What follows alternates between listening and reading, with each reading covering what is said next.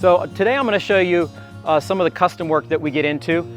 This customer wanted a ramp on the back of their trailer, but they also wanted to be able to take the ramp off so they could back directly up to a loading dock. So this is the solution we came up with in the shop. It's all aluminum, so it's very lightweight. It's going to be removable. It has tube construction, so it's a very strong ramp. Got a little safety hook here, just in case something comes loose, keep it from falling down.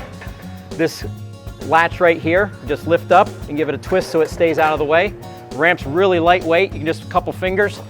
It's easy to lower.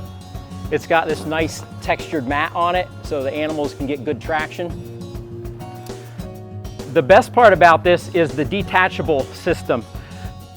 Very simple. So we just made use of the manufacturer's rail on the back here and drilled some holes in the end, and these pins here, you just twist it, pull it out, and that's it. The ramp comes off on both sides, just like that. And it's very easy to reinstall it. Simply hook it up on that side, pop the pins back on this side, stand it up, and you're good to go. So this is just one example of the many creative solutions our shop technicians are able to come up with.